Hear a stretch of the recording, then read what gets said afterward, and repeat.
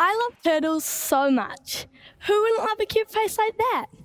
In fact, my love for turtles has changed my life. They're the animals that inspired our kids' series, Young Ocean Explorers. We made 10 episodes for TV last year. I'm kind of lucky because my dad's an underwater cameraman, and making a series about the underwater world is something natural for him to do. He's the little guy on the left, trying to not look like a stingray. Yeah, that's me. I've grown up surrounded by this stuff. For some strange reason, Dad loved taking pictures of me with the different things he'd caught.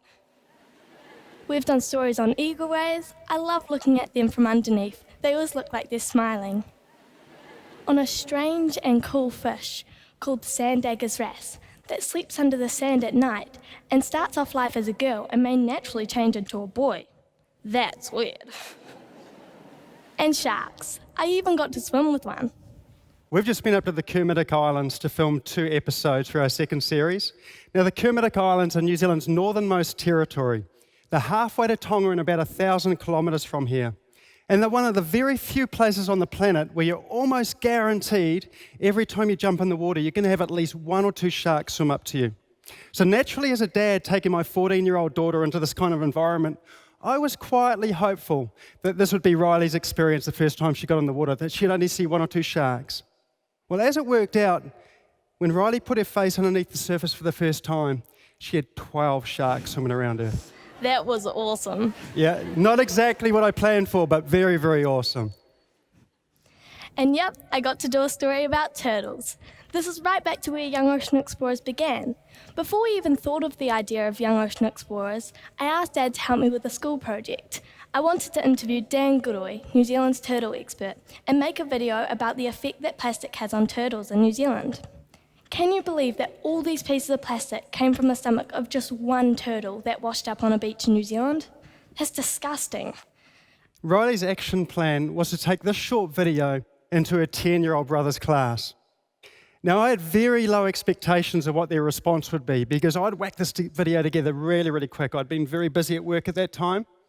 But as soon as the video started playing until the end, I was blown away with these kids' response. About 30 kids, wide-eyed, looking at this video as Riley was interviewing Dan Goodoi and seeing some beautiful footage of turtles.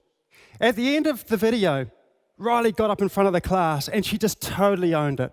She goes, "Okay, now what I want you to do is I want you to sit in a circle and I want every single one of you to share something unique that you learned from that video." And I'm thinking, oh my goodness, this is going to die a very fast and natural death. And I was just amazed that every single kid, apart from 2 that didn't know very good English, shared something that they thought was unique about the video. They might have got some of the facts wrong, but they got the heart of the message right. I thought, man, this is powerful. It wasn't me inspiring kids. This is a kid inspiring kids about this amazing world. It got my mind thinking. I thought, man, imagine if we actually did some high production on some more stories with Riley interviewing other experts. And I said to Smiles, I said, "Would you be keen to interview anybody else?" And instantly she goes, "Yeah." I said, "What would you do?"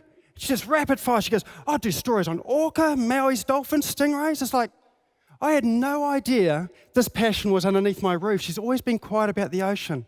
And I was like, game on. So we intentionally called the show Young Ocean Explorers instead of Young Ocean Explorer. Because what we wanted to do is such fun, cool stories to engage kids as they went into this magical, mysterious world and they saw through Riley's eyes. We wanted it to be so much fun that kids would want to become young ocean explorers themselves. I didn't want to make Riley out to be an underwater rock star because she was only 12 when she started this and she's still scared of things in the ocean, as are a lot of kids and adults as well. Actually, we did a story on kelp, and the week before we filmed it, I said to Riley, "Okay, what we're going to do is you're going to be lying in the sea on your back and you're going to be covered in kelp, like this real thick, heavy blanket." And she fired back at me and goes, "There's no way I'm going to do that. No way. I'm scared of crabs." And I was like, oh my goodness. I just thought it was going to be a killer beginning. And a week later, we went to film, and this is what happened.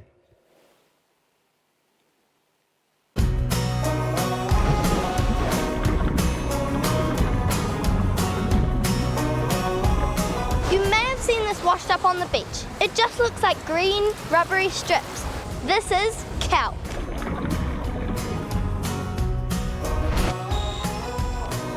This is freaking me out being in all this kelp. It's so slimy and I really hope there's no crabs in here. I don't like crabs. Ah!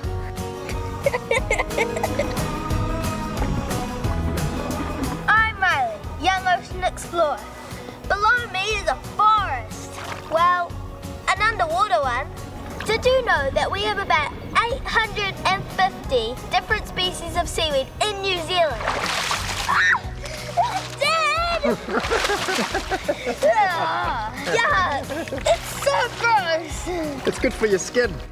Come on, Smiles, I'm going to show you what's underneath here.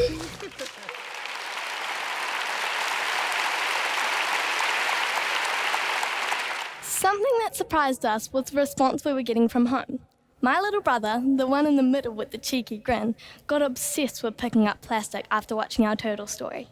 This is him and his kindy after he inspired them to go to our local beach and pick up plastic. Now, don't be sucked in with that little boy's cute smile. He is a smiling assassin. And he is so determined, and he has literally changed the way our family thinks and treats plastic. The very next time we went down to our local skateboard park, went down with the family, and as a dad, I wanted to see my boy on his scooter going up and down the ramp. But as soon as we got there, he goes, "Mum, Dad, look at all the plastic we have to pick it up." I was like, oh my goodness.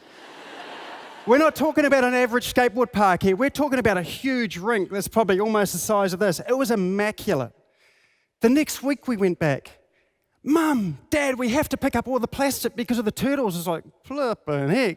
You know, it's not my default position picking up other people's rubbish. Not long after this, we're driving along in the car. "Mum, Dad, there's plastic, we have to pick it up." We had to pull over and pick up the plastic.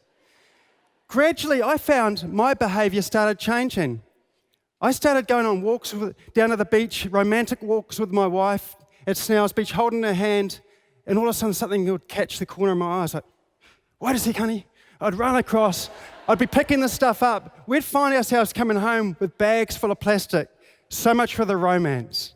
And I thought, this is so powerful. It wasn't me inspiring this 4-year-old. It was a kid inspiring kids. And that 4-year-old was changing the way our family started behaving.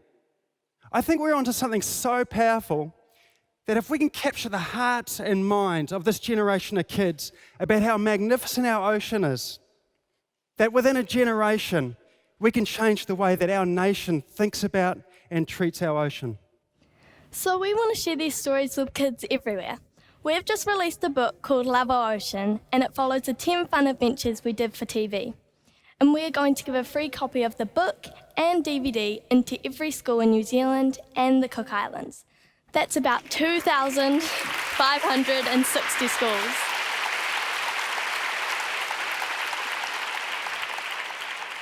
Our aim with Young Ocean Explorers is to create the world's best underwater stories and to inspire kids to enjoy and care for the world's oceans. But it doesn't matter if you're trying to get a message across to kids about the ocean, like us, or any other message. What we've discovered is that using kids to inspire kids really works.